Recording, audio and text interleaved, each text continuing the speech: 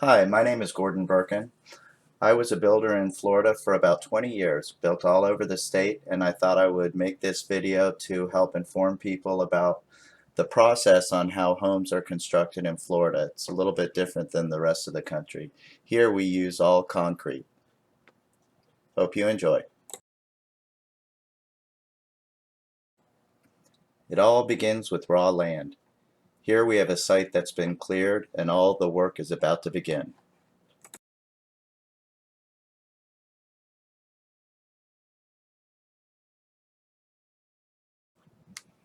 Before any homes can be built, there's tons of work to be done underground. Running throughout your neighborhoods, you'll find fire, electric, electric mains, telephone, cable, sewer cleanouts, water meters. To the upper right, you'll see all of the conduit and electrical lines that are running underneath your neighborhoods. Hurricane Andrew was a game changer for Florida, particularly South Florida. Below, I'm listing many different product approvals that you need to provide to the city building departments in order to get a permit in South Florida. You have to have product approvals, which are engineered drawings for windows, sliding glass doors, storm shutters, any exterior product basically. They want to make sure that it can withstand hurricane force winds up to 120 miles per hour. These homes are built tough. They're also looking for product approvals on roof tiles and screen enclosures.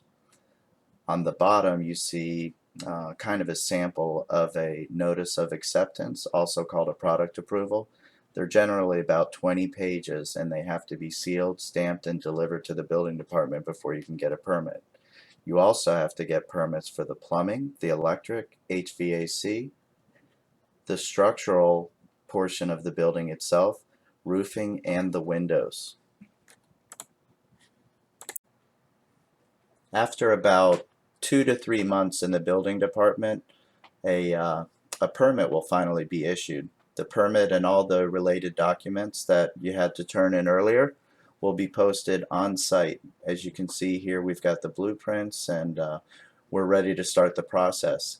This is a rather lengthy process because of all the inspections. We'll probably have north of 20 inspections on this particular home. Here's a site that's been prepped and ready to rock and roll. Underneath this ground, there will be all kinds of trenches cut to bring in the plumbing and electric. It's very precise work. You have to end up at the exact precise location. Here's what's called forming the slab. As you'll notice, around the perimeter of this slab, there's plywood, which we call forms, that's going to hold all of the concrete in place. And notice around the perimeter by the forms, it's dug out and trenched. That's what we refer to as a footer. And if you look in the bottom right of this slide, you'll see an example of a footer that's been dug out. All of the steel that you see on the ground is pre-bent in factories and delivered to the site, ready to all be tied together. That'll be running through the slab around the entire perimeter of the house. It's very, very solid structures we have here in Florida. Here you see the trenches I was talking about earlier. They're going to go in there and bring in the plumbing all at the exact right slope so that it pitches out to the city drain. You'll have supply coming in and sewer lines going out. You can see all the white, what we call stub ups throughout the property. After that's inspected, it'll all be filled back in with the soil, and then they continue to get ready to pour the slab. In Florida, they require that the soil below the slab in the house has to be treated for termites, which can be a problem in Florida. So a company comes in and they spray, they basically douse the soil with poison, and it seems to have become kind of customary that the company that comes out to do the soil poisoning also happens to do what's called tamping which is the machine on the lower right. It's a really heavy machine, and once it's started, it just kind of jumps up and down and compresses the soil. So these companies do the soil poisoning and they do the soil compression. And the paperwork that you're looking at on the screen has to be posted on the site for the inspector to see. This is a good slide to show how the components of the slab go together. You can see on the upper left our footer, and you can see on the right our footer that's also been filled with steel. It's all been tied together with wire. Then you have what's called welded wire mesh, which is the thinner steel running through the slab, which is, by the way, on top of a visqueen vapor barrier to protect from moisture. And all of that steel that you see, the welded wire mesh, that's to be held off the ground a little bit so that the concrete will get underneath it. So here we are ready to pump this this slab. Sometimes it's done with a pump, sometimes it's done just by backing the truck up to the slab if they can get access. Starting at the top photograph, you'll notice that this slab is kind of greenish. That's something that was probably poured the day before, and they immediately bring in the concrete block on these really fast production builders. They don't waste any time. If you look around the perimeter, you see the steel rebar is now coming up and through the slab, tied into all of the rebar you were looking at on the previous slides. Notice the little red caps they put on the top. That's just a safety measure.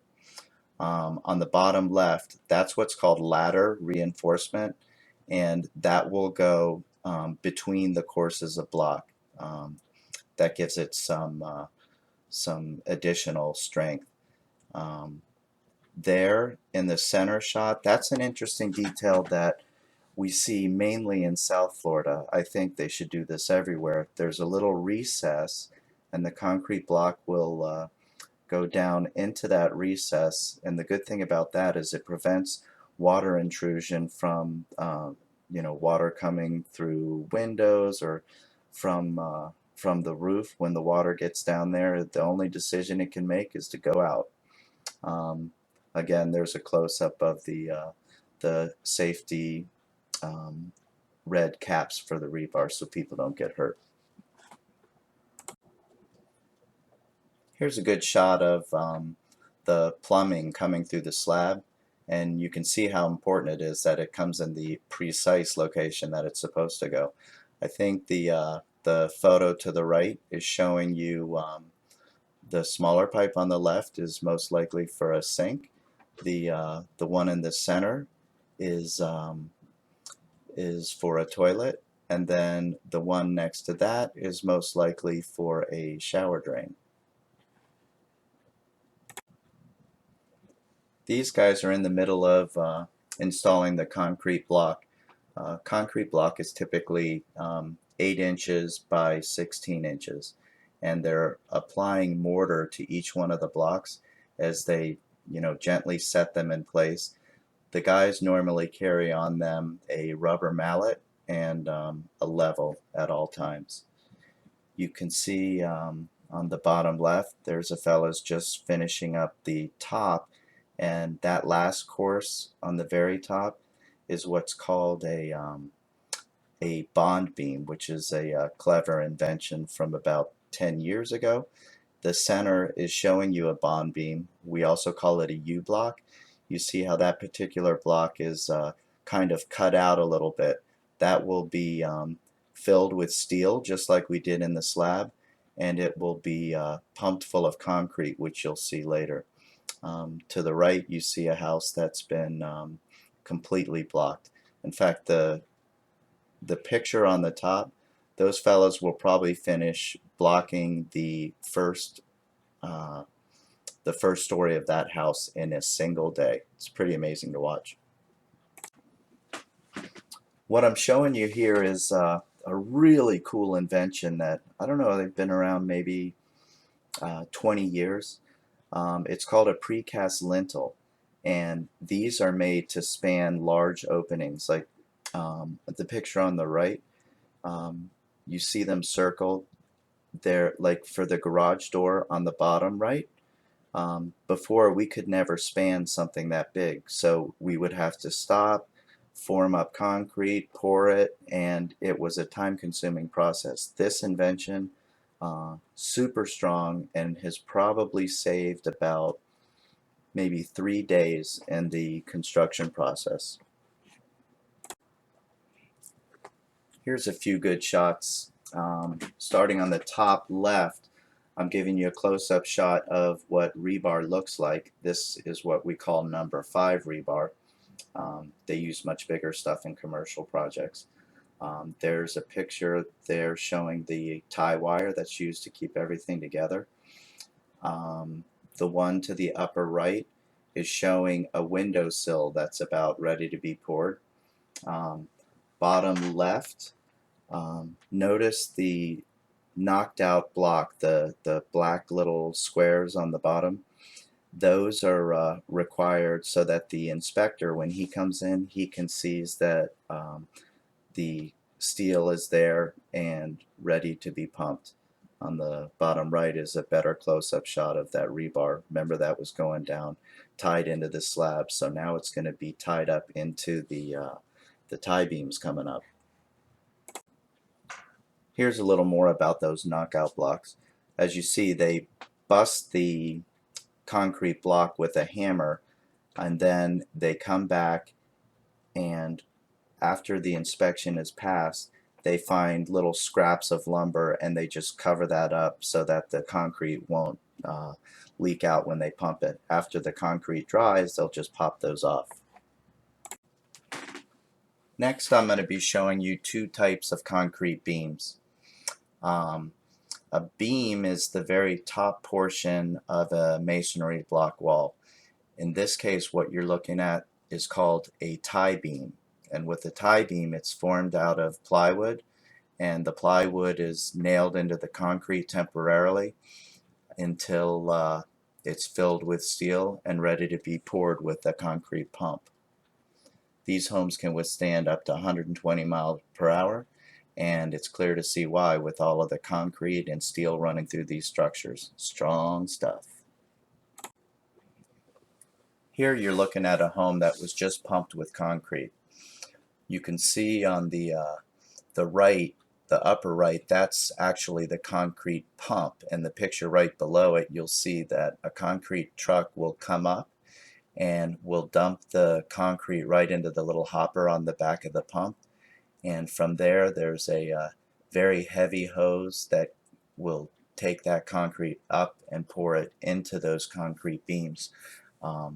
That's about the most dangerous work you can do on building homes. Those pumps are very strong, and you can get hurt easily. An interesting thing to bring up, I think, now is there's a beautiful marriage between concrete and steel, where one is weak, the other one is strong. For example, concrete is super strong in compression. You know, you can't crush it. It takes a lot of force to crush it. Yet steel, you can bend it easily. However, it has great tensile strength, which means you can't pull a little wire apart, even a coat hanger. We're just not strong enough to do that. But we can certainly break concrete easily. So in tension, concrete will break easily.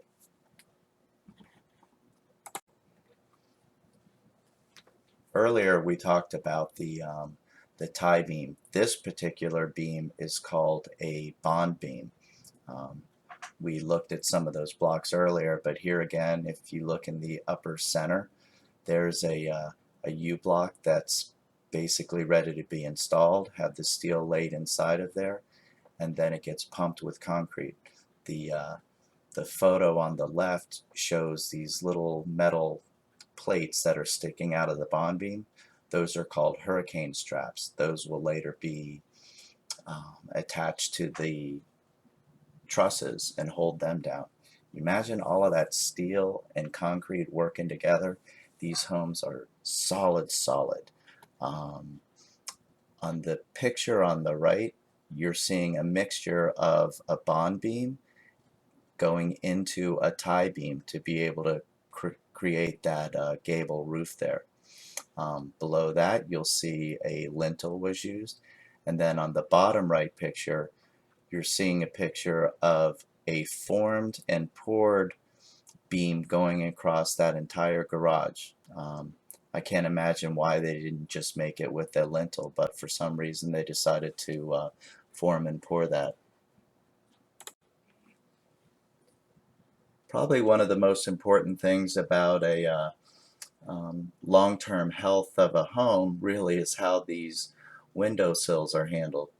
It seems that most builders will form and pour a flat windowsill like you're seeing in the picture on the top left. Those forms will later be stripped and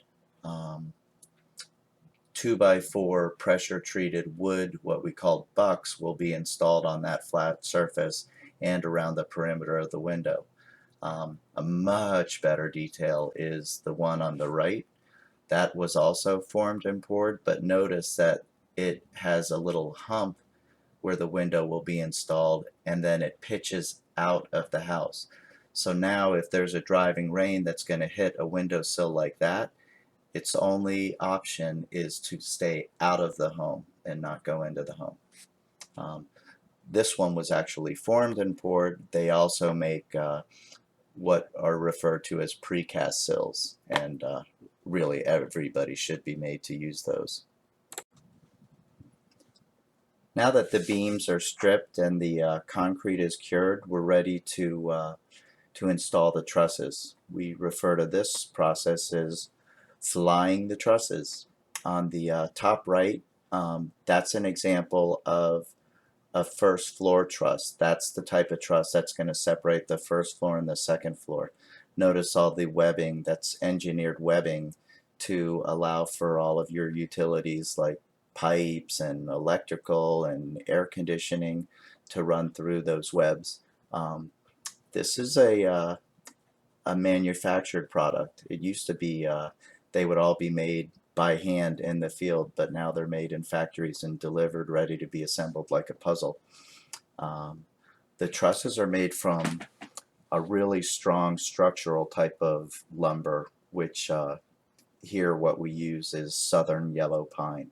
They're all put together with, if you look at the little picture on the top left, that's called a gusset plate. It's a piece of metal that has tons of little nails sticking out of the opposite side, and they hammer those into the connections.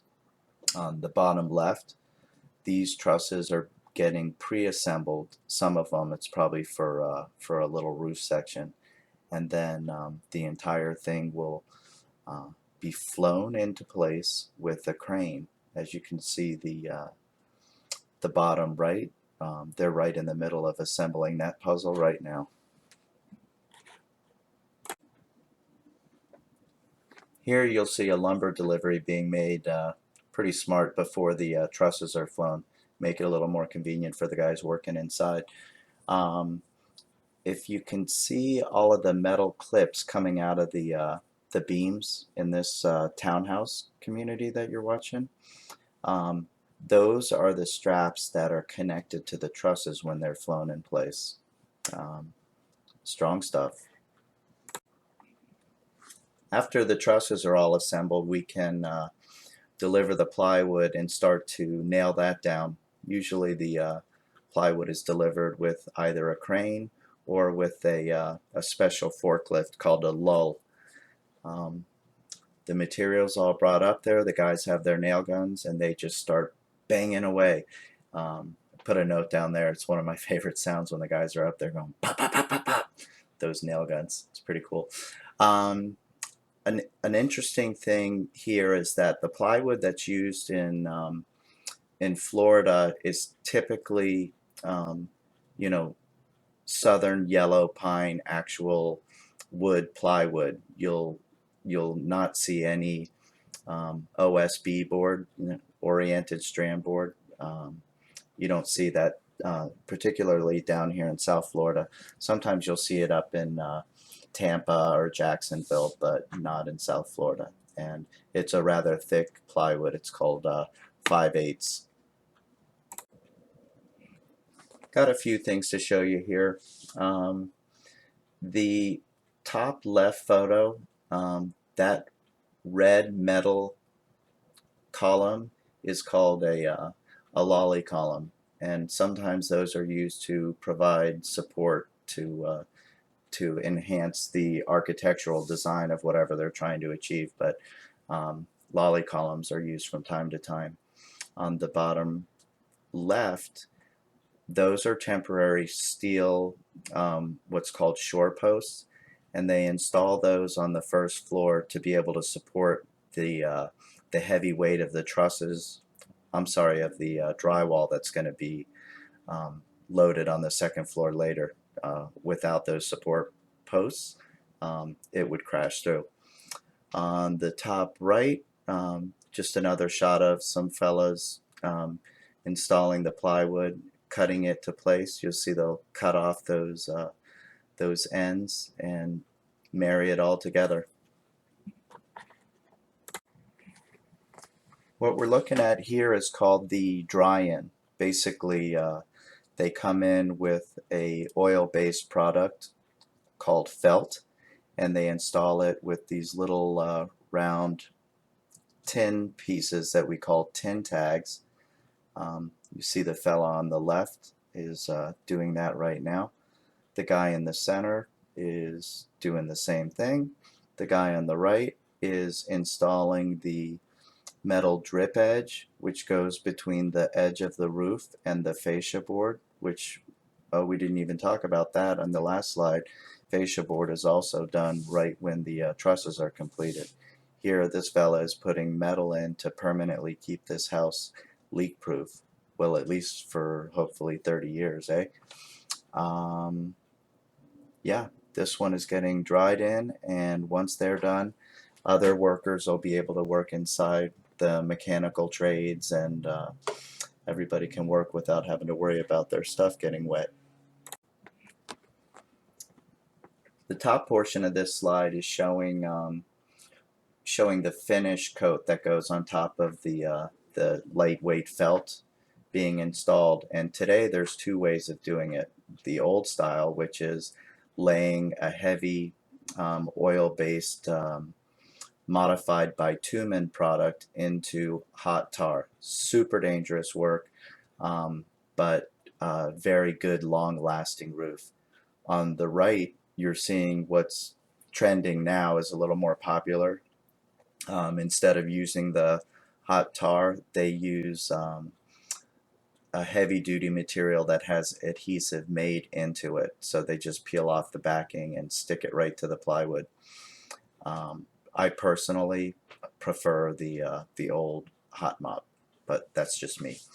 Bottom left, there's an example of how the tile can be delivered with the use of the lull that we talked about earlier, special forklift.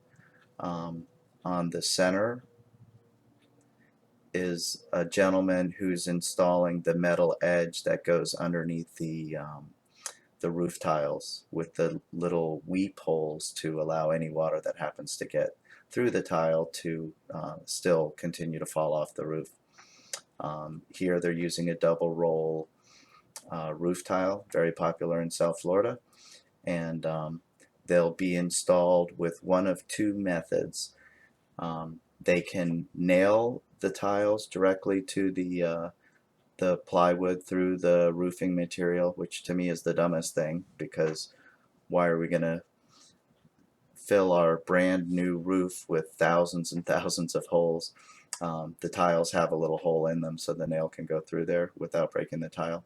But a newer method that is excellent, costs a little bit more money. The tile is actually installed into a liquid foam, and it holds like a son of a gun. I was a little skeptical in the beginning, but these roofs last for years and years, and there is not a single penetration. Can't have a better roof than that, in my opinion. Here's a final shot of a finished roof that's basically ready for the tile. And the funny thing about roof tile is that it's really not a roof, it's completely for aesthetics. The real roof is the underlayment that you're looking at here.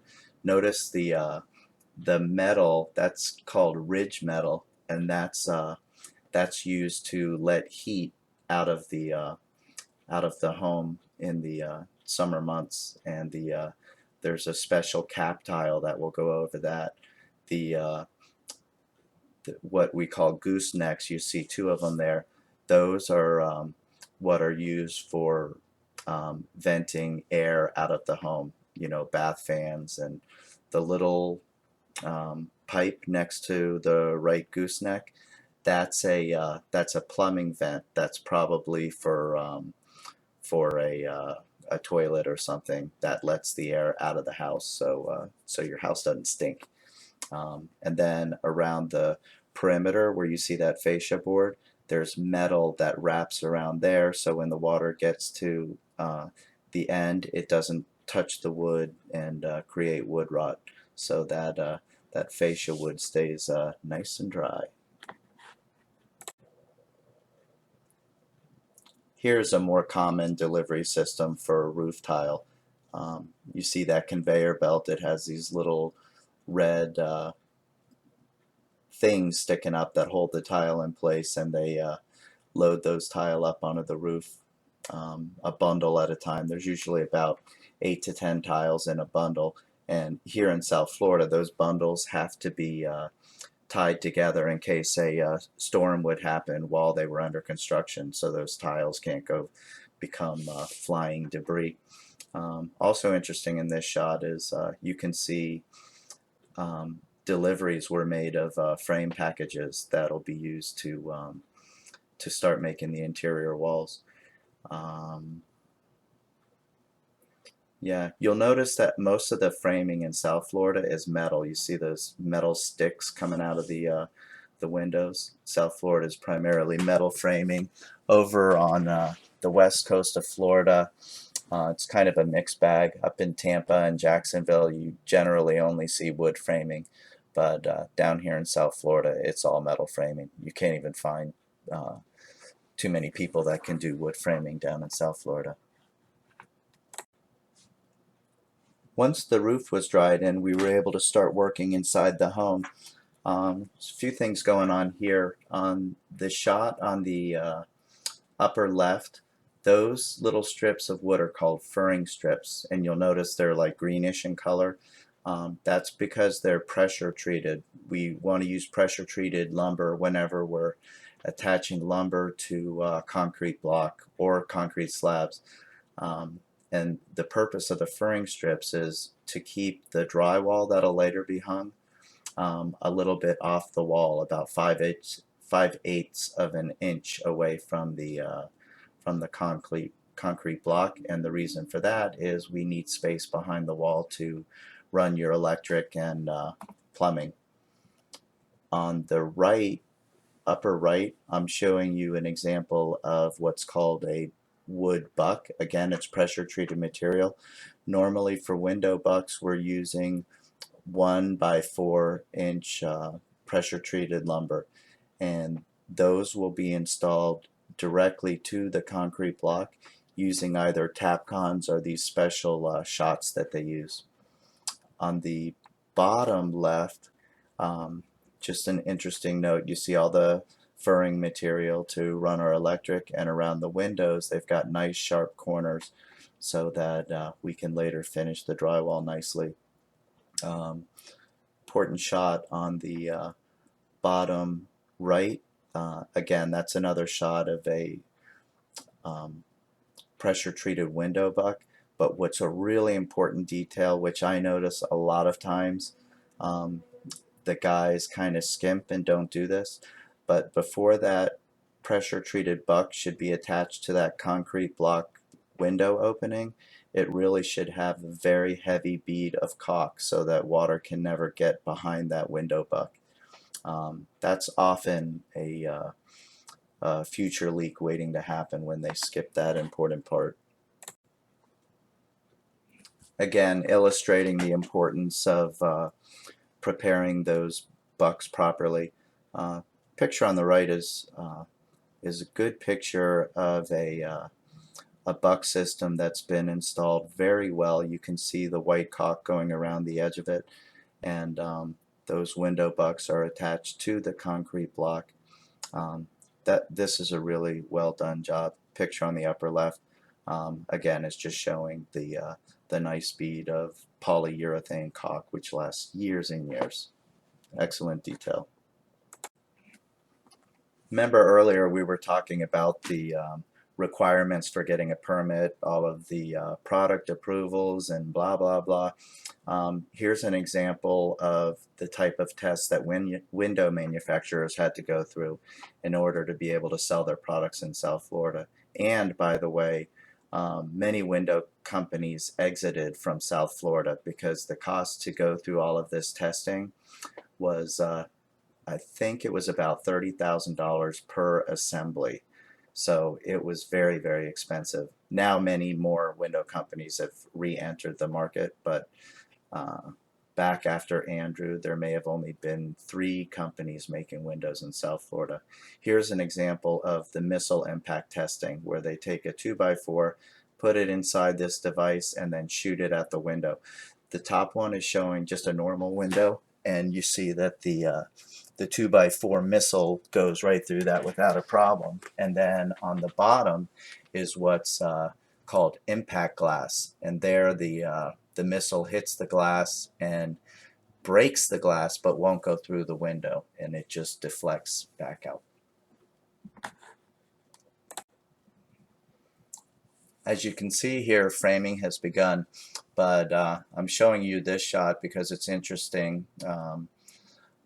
You know, how we've gone to manufacturing things. You know, stairs used to be hand fabricated in the field. Now they're made in factories and delivered and put together like an erector set. The shot on the right is an example of OSHA safety. As soon as those stairs are installed, the people that are responsible for the stairs are also responsible to put up the safety rails to keep people from getting hurt. And I'll tell you, you can fall very quickly. Here we're at the framing stage. In South Florida, like I said earlier, almost everything that you'll see is lightweight metal studs, but the picture to the upper left is showing an example of a doorway, and on doorways we do use lumber around the exterior, at least on the sides, but it's a non-structural lumber. It's a little bit less expensive, and it's typically something like hem fir. They don't use southern yellow pine for interior door openings. On the bottom right, you can see the spacing on the studs is very consistent.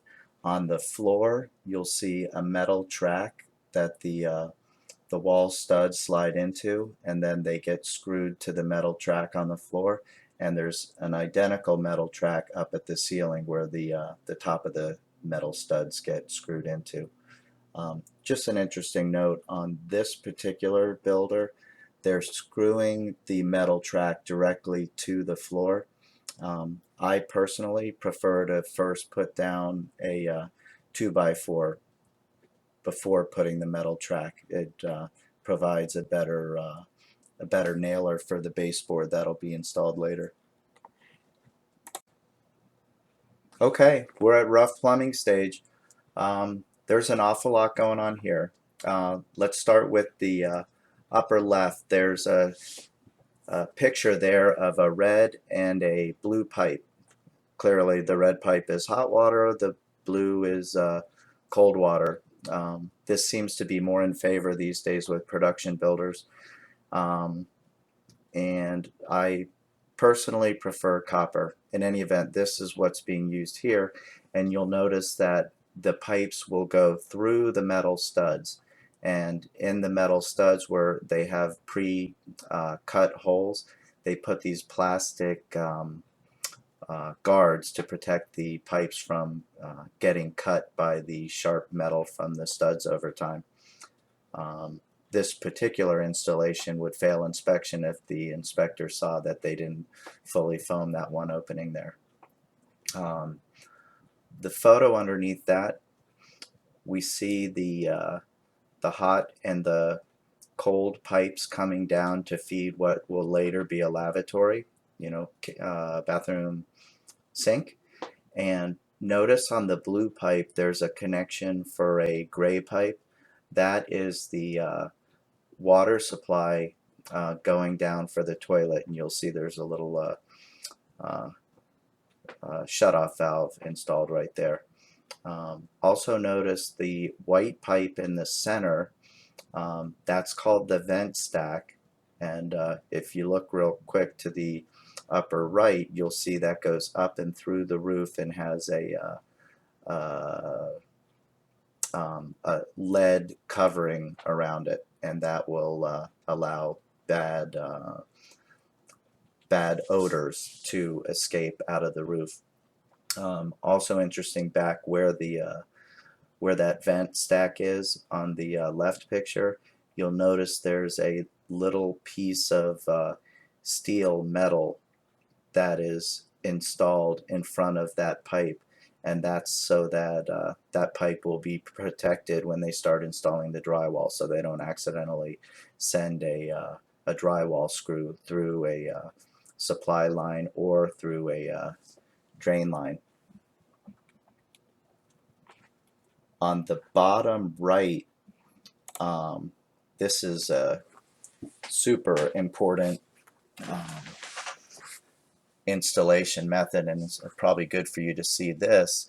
On the floor, you'll see what's later going to become a shower, and it has a plastic, kind of a rubber liner installed into it. This is called the shower pan, and this is one of the areas where we have a lot of future problems in homes when this is not done well, or not done with care or love, if you will.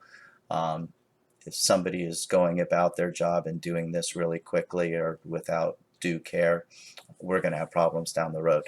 This particular one, you'll notice that in the center there's a plug has been put into the to the drain, and the whole thing is filled with water. This is an inspection that that they're going to be looking at when they come in to take a look at all the rough plumbing that's been installed. And if you look in the same photograph where you see the red and the blue pipes are coming into what is a shower valve that will later get trimmed out with all the fancy, nice looking, chrome covers. But this house is in pretty good shape and ready for inspection, except for that one little foaming problem.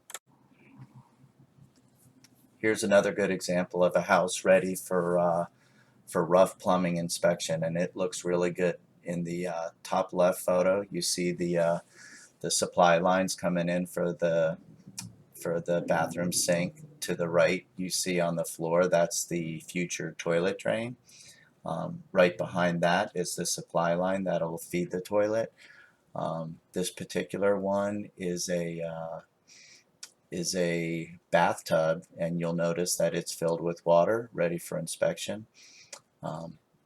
That particular one is some sort of composite plastic material on the bathtub.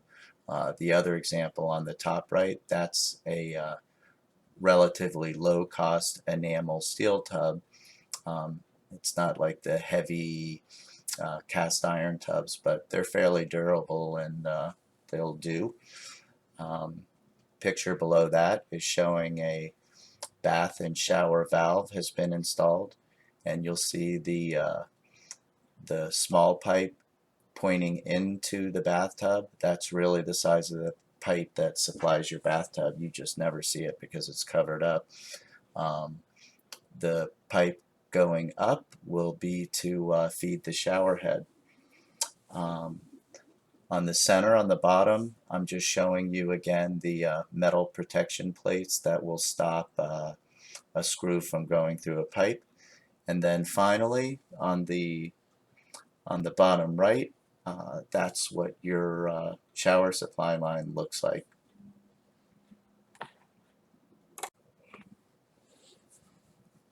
Here's a shot of that same bathroom from underneath.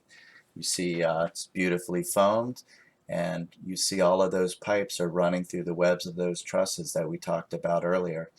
Also, a good thing to note here is you kind of see on the upper left there's a little black clip going around that blue pipe.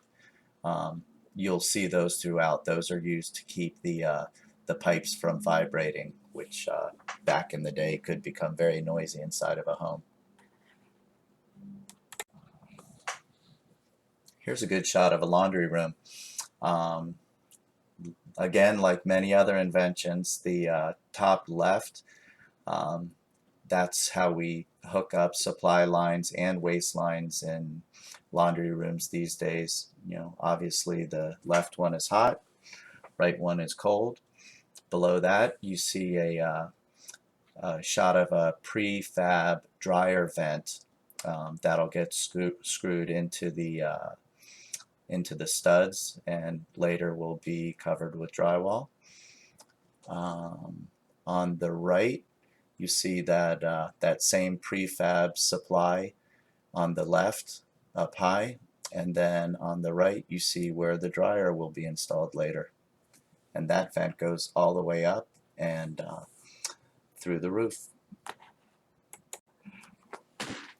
We're also at the stage where we can start doing the what we call rough electric.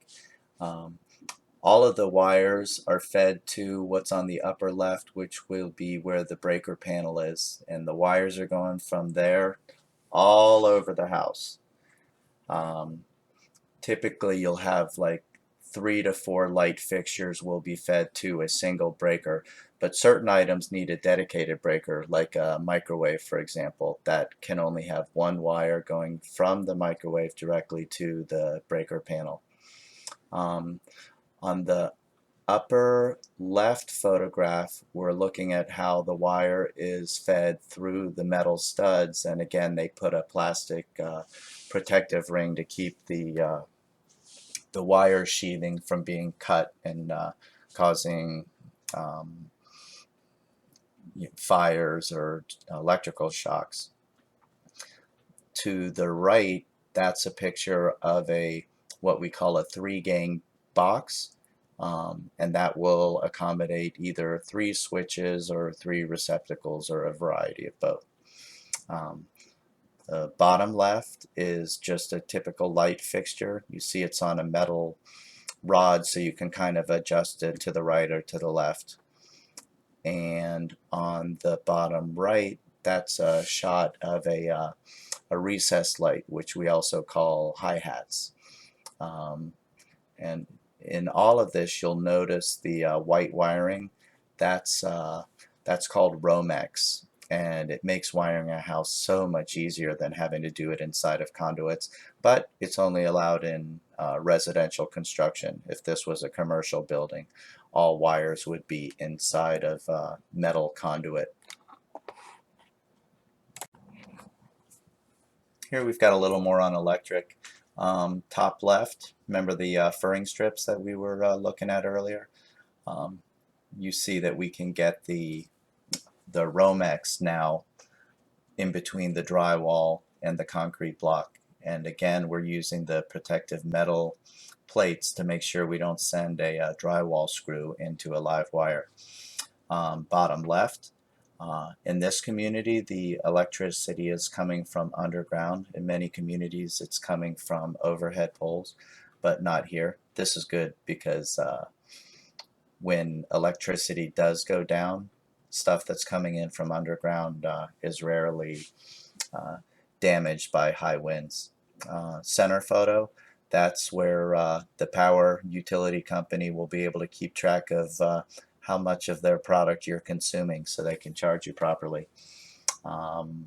Bottom right, that's just an example of an exterior electrical outlet that's been buried in the wall. That's kind of a nice detail. Keep that dry. Also, at the same time, we have the ability to do the rough air conditioning portion of the work. On the top left, what I'd like to show you is there's a box there, and that box is referred to as the plenum. The cold air is sent to the plenum and is then diverted into what's called flex duct. And the flex duct is going all throughout the home, delivering cold air wherever you need it. On the right photo, I'm showing you the coolant lines that are kept inside of the foam rubber sheathing. This is to prevent moisture from those cold pipes.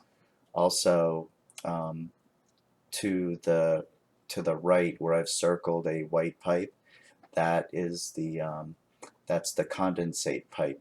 Your air conditioning basically takes moisture out of the air, and what they do with the moisture is they send it out of the house through those condensation pipes, that white PVC pipe.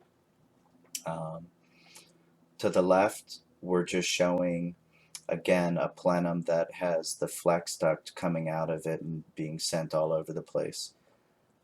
Flex duct is another pretty cool invention that made building homes much quicker. It's probably not as good a quality as the old rigid ducts that used to be used, but it sure makes life easier. By the way, these have to be sealed up really, really well, especially at the plenums. If they're not, they create moisture and dampness, and can be a pretty common cause of mold growth. To the left is what's going on outside. In Florida, and I don't know if it's this way everywhere, but you have to have a pad for the air conditioning system, and that pad has to be at the exact same elevation as the interior finished floor elevation. So that slab that was put outside there will have the AC compressor mounted and strapped on top of it with special straps to keep it from blowing off in the event there's a hurricane. And the metal sleeve that you see against the concrete block wall, that is what's protecting the refrigerant that you saw earlier running through the ceiling. To the upper right is typical of what an AC diffuser attaches to. That gets screwed up into the ceiling, and later after drywall they'll come in and they'll put the the nice white air conditioning diffuser into that. On the bottom right, what we're showing is a rough-in for a bathroom fan to remove those nasty little odors. So here's a shot of a ceiling. Well, not quite a ceiling yet, there's no drywall, but this is what's above the drywall. Think about this for a minute. Take a look around and see if you can come up with the four main things that you're looking at here from a mechanical standpoint to make your house function as you like it. And then there's one really important thing that's not shown yet. Think about it. Ready? Well, hope you got it. You're looking at those red hot water pipes. You're looking at the blue cold water pipes. You're looking at the air conditioning ducts, and you also see the white wastewater pipes. And what's missing is the electrical work hasn't been done yet. And by the way, it doesn't really matter if you do the plumbing first or the electric first or the air conditioning first.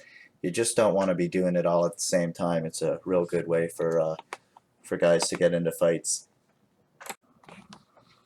Once we've passed all of our rough mechanical inspections, air conditioning, electric, plumbing, now we can install the insulation. On the top left, that's an example of what's called batt insulation. And batt insulation is put into wood frame walls between, say, for example, a garage and an interior air-conditioned space. Some people also will use the bat insulation on normal interior walls, but not for energy efficiency as much as soundproofing. The upper right picture, that's showing R30 bat insulation. Many houses have R19, which is just less energy efficient and is a little bit thinner. On the bottom photograph is showing a relatively newer product. I don't know, 10 years, no, probably like 15 years old. It's called um, foil, and it's made with tin foil and special paper, and it is rolled out and it is installed with staples directly to the furring strips that we were looking at earlier.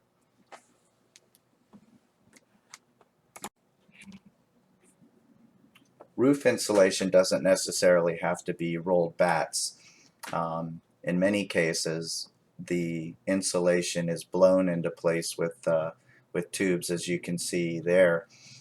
There's two different types that are most common. One is blown cellulose, which is paper product, I think. The other one is fiberglass, with our friendly Pink Panther there, hard at work. Once we pass our framing inspection, we can start installing drywall. Here you see why we put those shore posts in earlier. The picture on the right is showing the delivery of the drywall. There's guys up there pulling them off of that conveyor one at a time, and they stack them inside the house. So you've got a tremendous load that's centered in one area of the home, and that's the reason that you have the temporary shore posts. Here we go. Now that the drywall's been delivered, this is a perfect time to install the windows. Notice the window on the upper left. This window was recently installed, and you can see a nice thick bead of polyurethane caulk around the exterior of it. This is a super important detail for water intrusion over the life of this home. If they skimp on such a little thing as the caulk, it can be a nightmare for the future owners. Also take note that once the window is installed, it gets covered with that blue film, which keeps the stucco off of it when they're doing the stucco installation later. The windows themselves are installed onto the wood bucks that we were looking at earlier. They send a special screw called a tapcon through the metal extrusions, the frames of the window, through the wood buck and into the actual concrete block. Very, very strong windows in Florida.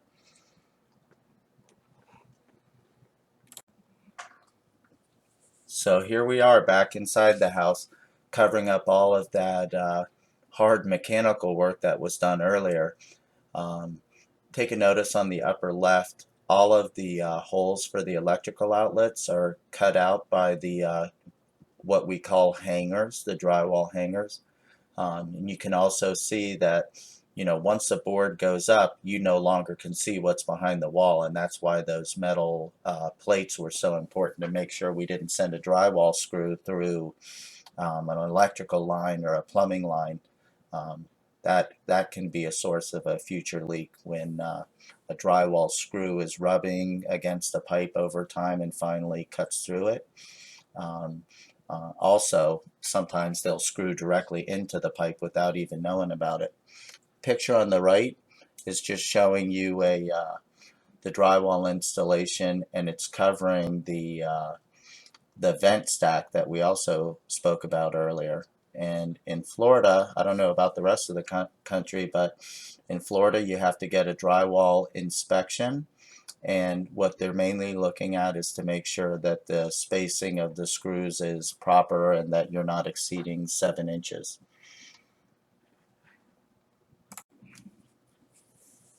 Once we pass the drywall screw inspection, we can begin the process of finishing the drywall. Generally what they do is they apply a line of wet joint compound, and then they apply a layer of paper tape over that, and they allow that to dry overnight. They come back the next day and they sand it and do yet another coating of the drywall joint compound on top of that. Let that dry, come back, sand it again, and then it'll be ready for paint. On the upper right photo is an example of corner bead being installed. The corner bead is at every wall angle, and that's what helps to get a nice sharp corner. Corner bead is now made of either metal or plastic. I personally prefer the plastic. Below that, I'm showing you a picture of what's going to be a light fixture in the future. Then you've got a picture of a finished corner after the drywall bead was on there. Then you've got a picture of a switch being finished with joint compound. On the bottom left, you see a picture of what's later going to become an air conditioning diffuser that'll get screwed into the box we saw earlier. In the center photo, you see a picture of a doorway opening, and again it has the wood bucks so that we have something good to screw to when we're installing the doors later. And on the right, you see a beautiful kitchen about ready to be painted. This is also the perfect time to install the windowsills.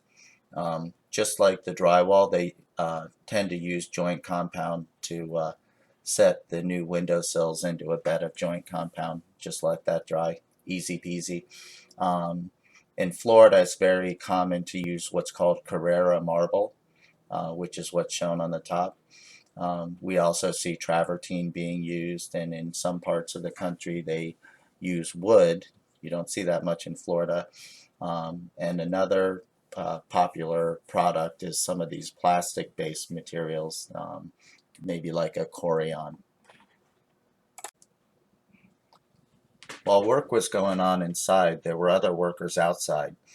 In this case, this fellow's getting ready to mix the stucco, which is a mixture of cement, sand, which you can see right behind him, and water. Here we're looking at the preparations just prior to stucco application. On the top left, one of the main things to take note of is the blue glue that's been applied in certain areas. That's always applied where it's not concrete block, it's actually poured concrete. And the poured concrete isn't porous enough to get a good bond with the stucco. The block will bond with the stucco just fine because it's so rough, but the poured concrete is really slick, so we use, it's almost like an Elmer's glue, blue glue. On the right, just like inside on the drywall where we had the corner bead, there's a lot of corner bead on the exterior of the house to create nice architectural looks or to have good sharp edges. The exterior corner bead can be made of metal or it can be made of plastic. Again, I prefer the plastic because it doesn't rust. In the upper right of the upper right photo is a finished, what we call stucco band, which is just an architectural detail to give the house more character. If you look on the bottom left, we're showing how you finish a window with the plastic corner bead, and then to the right of it you see a finished product. And here the stucco crew did a really nice job of creating a good pitch to keep the water away from the home. The water will hit that pitch and will pour outside the home. To the right of that is an arch being prepared for stucco, and to the right you see the same situation on a finished arch. Clearly that one still needs to get cleaned up a bit, and it will. Here we're looking at the application of the stucco. Usually the first coat is a kind of a rough coat. We call that the scratch coat. That's typically done in one day, allow that to dry, and then they come back and do a second coat. Generally speaking, we want to get the stucco thickness to be 5/8 of an inch or more. Um, there's been a lot of failures when the stucco coating is too thin, and it allows water to get through and damage what's underneath, especially if it's a wood frame second floor. The third shot on the top is showing what's the most common finish coat in Florida. There are many other textures, but this is what you'll generally see on new home construction. Um, some people like to have smooth walls, and that's much more labor intensive because um, this finish coat kind of hides any blemishes. A smooth coating has to be next to perfect. It's very labor intensive. On the bottom left, we're showing a house that was just stuccoed, and that's called hot stucco because it gets a little bit warm. The chemical reaction between the cement and the sand and water. On the right, we're showing a worker on a completed home. He's come back to take that blue film off of all the windows.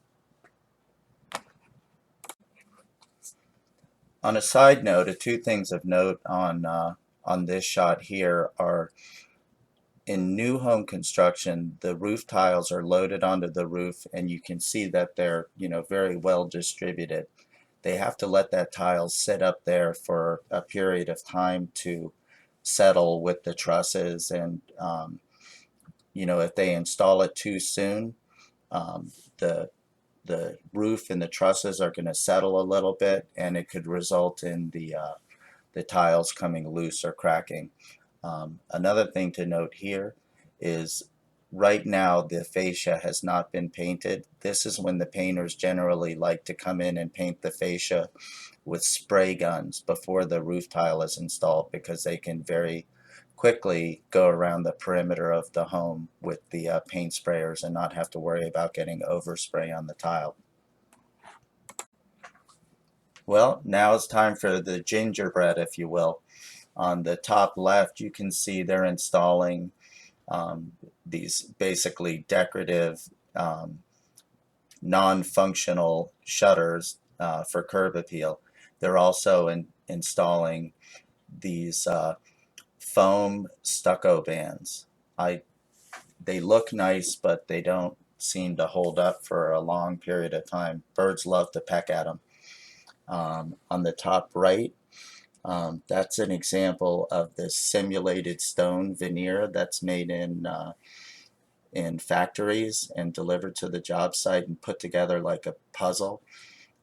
They're incredibly authentic. You'd never know they weren't real stone, and they're really pretty. On the bottom left is a house that was just or is in the middle of being painted, and it really looks great, doesn't it? And then on the right is just another look, more Mediterranean feel to all the stucco banding and that type of gingerbread. Here I'm going to explain a little bit about how garage doors are installed in South Florida. What we do is we surround the garage door opening with 2x8 pressure treated southern yellow pine, and they're installed with bolts and shots into the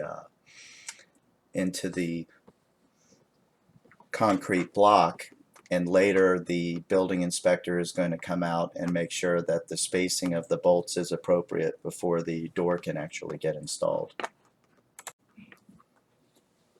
Like most of the other exterior products used in South Florida home construction, garage doors had to go through tons of testing. They also went through the missile testing like you saw with the windows, but they also go through another test that we didn't discuss, which is called wind load testing.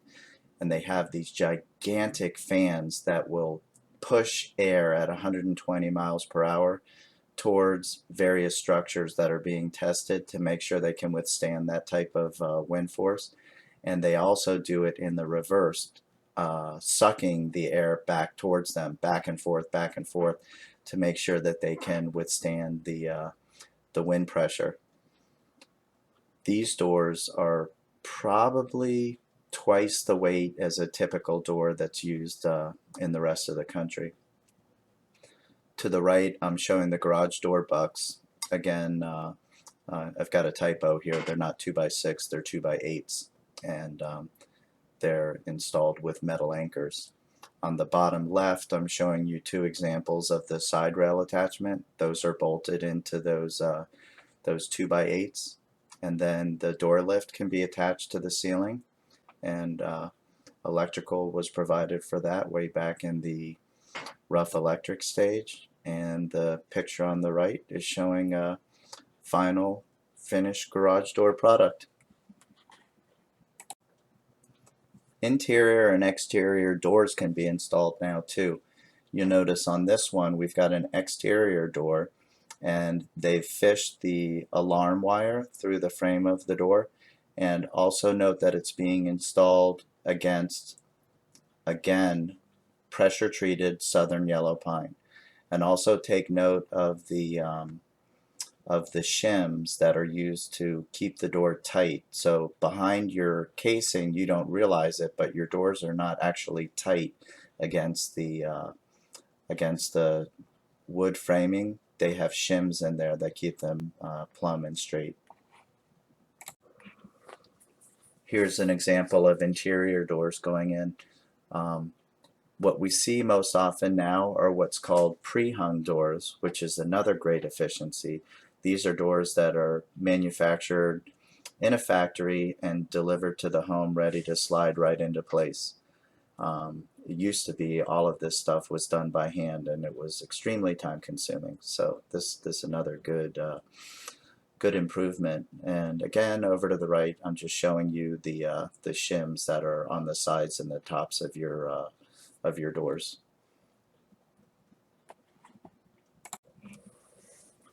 I forgot to mention this earlier, and I don't have a picture of it in this presentation, but prior to painting, generally speaking, homes are sprayed with a texture. Common textures are what's called knockdown, or popcorn on ceilings, or another texture called orange peel. And really the main reason for applying these textures is to hide all of the sins during construction. Slick walls and ceilings are much more labor intensive. They take longer to do, and they show every imperfection. The texture helps to hide that. In any event, this house, ready for painting, and generally speaking, in new home construction, things are not done with rollers. They're done with what are called airless paint sprayers, and everything is spray painted instead of using rolling. Another thing is, it's most common to use flat paints on walls, and they use semi-gloss or satin finishes on all trim. Like that garage door would be painted with a semi-gloss. The walls would all be painted with a flat paint. And the picture on the bottom left is showing how they were spraying the baseboard and casing with a semi-gloss, and they use that paper to protect the painted walls. On exterior painting, we generally, in new home construction, are painting the home before the stucco really had a chance to cure. So what we do to get a good bond between the paint and the not fully cured stucco is we add what's called a hot stucco primer, which helps us to get a good bond between the paint and the hot stucco, if you will. So we paint the entire perimeter of the home with the primer. Then we put on a first coat, and then we put on a second coat. Again, as I told you earlier, this is really the best time for the painters to get up there and paint that fascia before that tile is all in their way.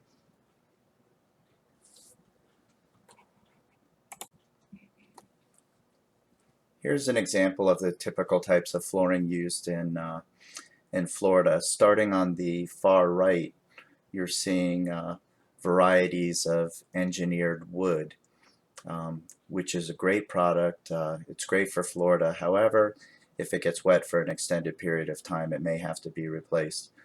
Um, Engineered wood is it's a great product. It's almost like a real finish grade of plywood because it has layers of wood glued on top of each other going in different directions, which gives it a lot of great stability. And then it has a thin wear layer on top that might be as thin as like an eighth of an inch, the top layer. Um, Next to that is laminate flooring, which can be just beautiful. You can't even tell that it's not real product. However, um, it is very prone to water damage. If it gets wet, it's pretty much toast.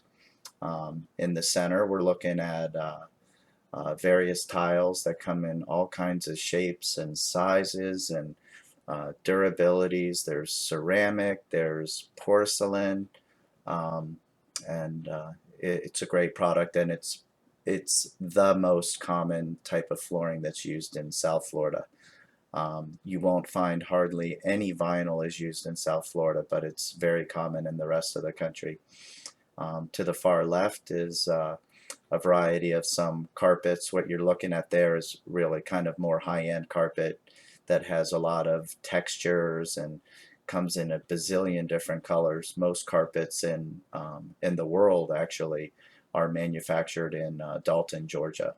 Um, Natural stone is another product that's used in South Florida, but it can get quite expensive. The labor to install natural stone is about 3 times the amount to install typical ceramic or porcelain tile. And then just the product alone can be as inexpensive as $5 a square foot, and can very quickly get up to as much as $50 a square foot. There's a huge range on that.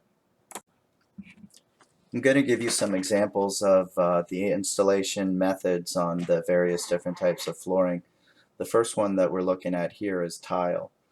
The first thing the guys are going to want to do is completely clean the floor very, very well. A lot of times we see when a crew might be lazy, they barely sweep up the floor, and the mortar does not get a good bond to the slab, and that results in the tiles popping out later on down the road. Usually if you have popping tiles, you had a poor slab preparation.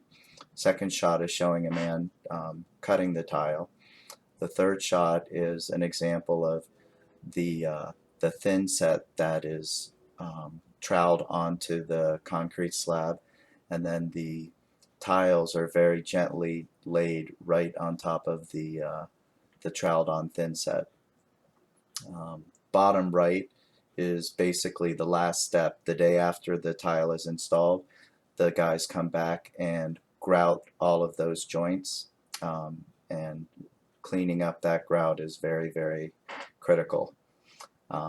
Bottom left is showing you an example of why installing in a mud set natural stone is so expensive, because it's very slow and tedious work. It takes, I'd say you can probably install about 4 times as much tile in thin set as you can in the bottom left mud set installation. Here's an example of wood floor installation. You generally have 2 situations. Either you're going over a concrete slab, or you're going over a plywood subfloor. In the top example, we're going over a slab, and glue is troweled over the slab, and the wood is installed right into the glue. On the bottom left, you've got an installation going in over a plywood subfloor, and here they use nails to attach it to the floor. On the bottom right, this isn't the most common thing that you'll see. You might see it in more expensive homes where they have a plywood second floor, the product that's being installed, you see it goes on with a hose. It's actually a concrete product. It's called gypcrete, or lightweight concrete, and this is used for a few reasons. Number one, it can add a soundproofing element between a first floor and a second floor. It can be used to level a bad concrete. You know, if perhaps it rained when a concrete slab was poured, it's used for leveling frequently, and it can also add some stability for the floor. It comes out like water, and it just finds its own level and dries that way, and it's perfect for a installation of anything: carpet, tile, wood, laminate, you name it. Here we have an example of a laminate floor being installed. First thing to take note of is the little black plastic spacers against the drywall where it touches the laminate floor. Those are put there temporarily to keep the floor from being installed too tight against the drywall.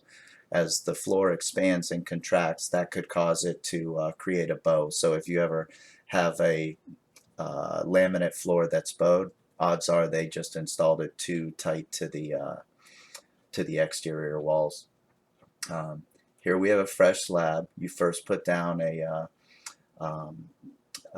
pad that comes in rolls, and then on top of the pad you install your what's called a floating floor. It's not glued down and it's not nailed down. It's just gravity is holding it in place.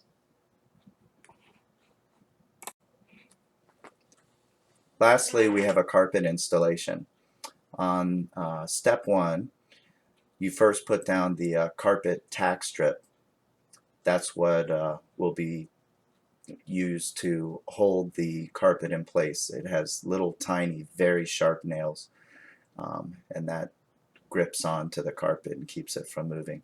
Step two, we install the carpet padding, and this comes in a variety of different densities and hardness, softness. That's one thing where you might want to invest money in better padding. It can really add to the comfort of the carpet. Step three, the carpet is rolled out. The seams are taped together. You can see in the picture on the center there's this very sticky tape that's used to put those seams together. When it's all completed, it'll be kicked into place with the metal tool that you see in the background. Get it nice and tight, and you're on your way. One thing of note is certain pattern carpets have higher waste factors because you have to match it up. It's a much more difficult installation, and there's a lot more waste associated with it. Okay, we're ready for cabinets now. Typically in South Florida, what you'll see are wood cabinets, and also thermofoil cabinets are very popular. They're nice because they're easy to keep clean, but the problem with them is sometimes they can delaminate, especially if they're exposed to heat or moisture. Typical countertops are granite.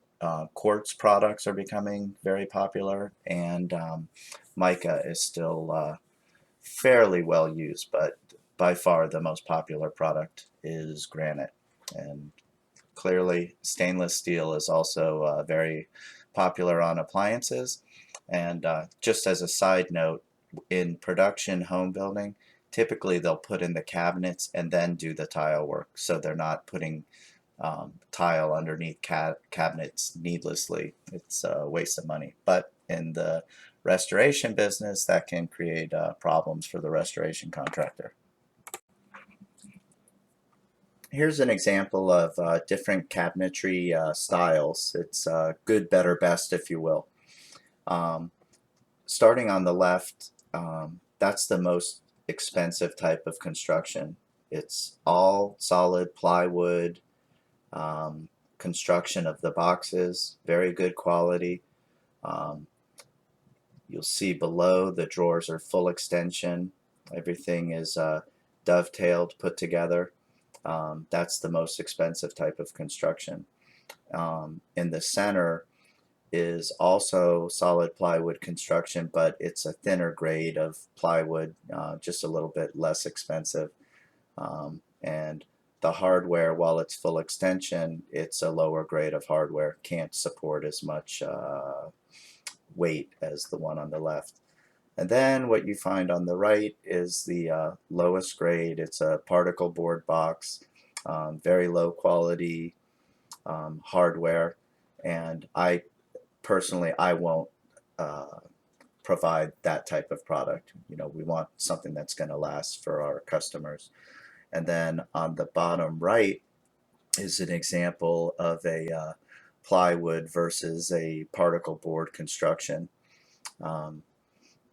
The good thing about plywood construction on cabinets is if it gets wet, we can generally dry it before it starts to fall apart. If the particle board gets wet, it's done. We call it particle board was wood. Here we've got different door styles. On the top, that's the most expensive product you can get. They're painted wood doors, come in a slew of different styles. Beautiful, beautiful stuff. Most expensive. The middle is basically the same as the top, but instead of painting it, they use various types of stain, and they also use various types of species of wood. The one on the top is generally, if they're going to get painted, they need, you know, more of a perfect wood, and typically they use maple for that. On the bottom, you're looking at thermofoil doors. Those are particle board doors that are made in a factory, and they router in the different shapes or different colors of thermofoil, and then they apply heat and suction to it with glue to make the veneer stick to the particle board doors. That's the least expensive. Oh, and not shown is just a typical melamine door without any detail to it at all. They're typically white, and basically look like the bottom left backside of a thermofoil door. Here are some examples of the different types of countertops that are popular now. The most expensive are the four on the top. Those are quartz, and those are manufactured in manufacturing facilities. And the good thing about them is that they're very hard, very durable, very clean, and they are quite expensive. The next one down is granite, which comes from all over the world, and it comes in a variety of colors. The problem with it is that you know, it's a product of nature, and you could have a big ugly splotch right where you didn't want it. They're also not quite as hard as quartz, and citrus can damage it, and you know, putting chicken on it can leach into the stone itself. So it's beautiful, but it's not necessarily the most healthy product to use. To the right on the chain, that's common brand of, you know, mica, Formica, Wilson Art. It's a great product. It comes in a slew of different colors. It's relatively easy to deal with, but in South Florida we don't see nearly as much of it as we used to. Mostly what we're seeing is granite. And then the three little chips on the bottom left, those are plastic products called solid surface, and they're not as popular as they used to be. Common brands of it were Wilson Art had one called Gibraltar, and Corian, DuPont had one called Corian. A little more on the construction of cabinets. Nowadays, pretty much all cabinets are manufactured in facilities and shipped to the new home fully assembled and ready to be installed by the workers one box at a time. On the top left you see an assembly line where they're making doors. Top right, the good quality hinges are being installed, hidden hinges, unlike what we used to see 20 years ago. Um, Bottom left, they're just setting all their cabinets in place. They'll put the doors on at the end of the job. Bottom right, more installation, but something of note on this one is that you see on the bottom they've got a temporary furring that was installed into the drywall. That helps them to get a nice straight level installation. And also behind that drywall, we didn't talk about this earlier, there should be some plywood backing, so when they install these cabinets they've got something good to bite to when they're screwing them up against the wall so they never fall down. Here's a little about granite, or quartz for that matter, and how it's manufactured and installed. Top left, as you can see, there's a wide variety of different products that can be purchased and fabricated. There's a huge swing in the price. You know, a granite can be, you know, $10 a square foot, or it can be $200 a square foot. All depends on the rarity, I guess, and the beauty of it. On the top right, this is a real important shot right here. What they do is after the cabinets are installed, men come out there to build what's called a template. The template is glued together on top of the cabinets and is later brought back to the fabrication facility where they make sure that they follow the contours of the template to perfection. Everything is very tight and completely custom. Generally takes about 2 weeks from the time that the template is made until the time that the granite is installed. Bottom left, you can see the type of machines they use to pick up that heavy material, and they'll then set it down on the tables with various types of saws and polishing machines to fabricate that granite and bring it out to the final home site. In the center, there's a piece of granite that's being installed right now.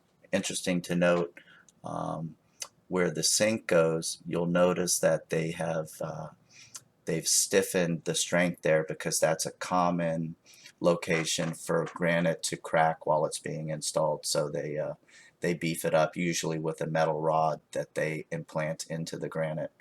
And then on your right, there's a finished product. Beautiful granite top with a bullnose edge. Looks to me to be I think that's a Santa Cecilia. Looks good. Once all the flooring's finished, it's time to put on all of our finished trades. All of our toilets can go in now. All of the shower valves that we had put into the walls previously can now get trimmed out with the nice faucets and fixtures. To the upper right, after the granite is installed, or the various countertops, we can put in our faucets and fire them up.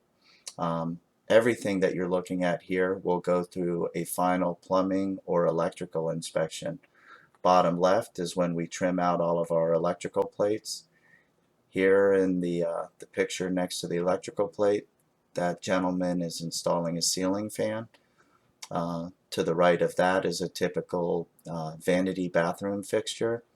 And to the right of that, we're showing the electrical panel that will then have the cover put on it that's to the right of the electrical panel photograph. Here, pretty much the last order of business is the delivery and installation of the appliances. The electrical range will be set into place. What we call an OTR, the over-the-range microwave, will be set in place and plugged into the cabinet above it. The refrigerator will be pushed into place after the ice supply line has been connected in the back.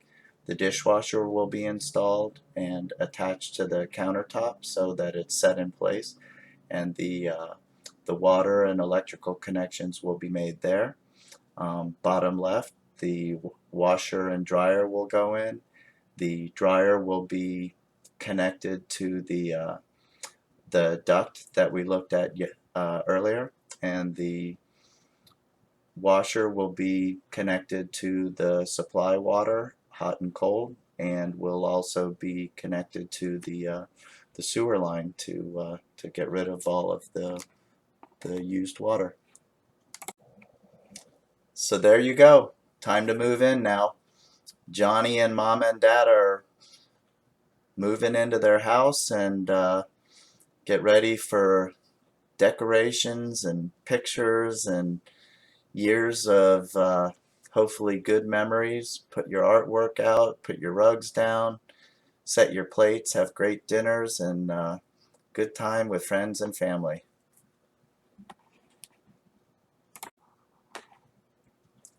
Life is good. Pura vida. And in closing, the beginning. Hope you enjoyed my presentation.